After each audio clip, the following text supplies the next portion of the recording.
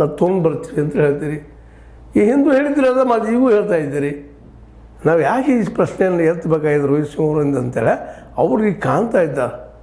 ಮತ್ತು ನೀವು ಬೆಂಚ್ ಚಪ್ಪರಿಸ್ಕೊತೀರಿ ಅದನ್ನು, ನಾವು ಭಾರಿ ಕೆಲಸ ಮಾಡಿದ್ರಿ, ನಾವು ಭಾರಿ ಕೆಲಸ ಮಾಡಿರ್ತೀವಿ. ರೋಹಿತ್ ಸಿಂಗ್ ಅವ್ರು ಹೇಳ್ತಾ ಇದ್ದಾರೆ ನಿಮ್ಮನ್ನು ನೀವು ಬೆಂಚ್ ಚಪ್ಪರಿಸೋದಲ್ಲ, ಇನ್ನೊಬ್ರು ಬೆಂಚ್ ಚಪ್ಪರಿಸ್ಬೇಕು.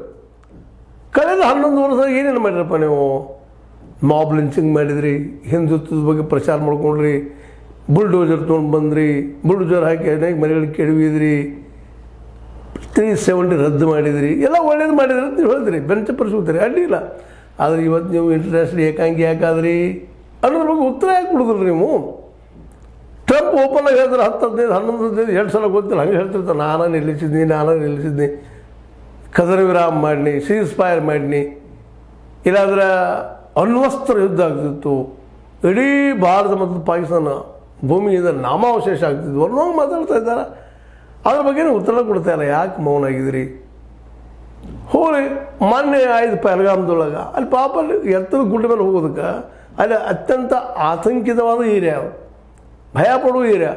2000 ಫೂಟ್ ತನಕ ಮುಂದೆ ಹೋಗಿದ್ರಿ, ಅಲ್ಲಿ ಯಾರು ರಕ್ಷಕರೇ ಇಲ್ಲ, ಅಲ್ಲಿ ಜನ ಹೋಗೋದು ಬಿಟ್ಬಿಟ್ರಿ. ಅದೇನಾದ್ರು ಘಟನೆ ಗೊತ್ತದ ಪಹಲ್ಗಾಮದ್ದು. ನಂತರ ಸೀಸ್ ಫೈರ್ ಮಾಡಿಬಿಟ್ರಿ, ಹಾಕಿ ಒಪ್ಕೊಂಡ್ಬಿಟ್ರಿ, ಗೆಲ್ಲುವ ಸಂದರ್ಭದಲ್ಲಿ ಕೈ ಚೆಲ್ಕೊಳ್ಬಿಟ್ರಿ. ಏನು ಯಾಕೆ ಇದ್ರ ಬಗ್ಗೆ ಮೌನ ವಹಿಸ್ತಾ ಇದ್ರಿ? ಯಾಕೆ ಹೇಳ್ತಾ ಇಲ್ಲ ನೀವು? ಸೀಸ್ ಫೈರನ್ನು ಅವ್ರು ಹೇಳಿದ ತಕ್ಷಣ, ಟ್ರಂಪ್ ಅವ್ರು ಹೇಳಿದ ತಕ್ಷಣ ನಿಲ್ಲಿಸಿದ್ರಿ, ಯಾಕೆ? ಅದಕ್ಕೂ ಮೌನ. ಈಗ ಪ್ರತಿಯೊಂದರ ಬಗ್ಗೆ ಮೌನ ವಹಿಸ್ತಾ ಇದ್ದೀರಿ. ನಿಮ್ಮ ಬಗ್ಗೆ ನೀವು ಬೆಂಚ್ ಚಪ್ಪರಿಸ್ಕೊಳ್ರಲ್ಲ. ನೀವು ಹೇಳಿದಂಗೆ ಏನೂ ಆಗಿರಲಿಲ್ಲ. ದೇಶ 11 ವರ್ಷ ಪೂರ್ತಿ ಹೆಚ್ಚು ಕಡಿಮೆ ದಿವಾಳಿ ಹಂಚಿ ಬಂದು ನಿಂತದ.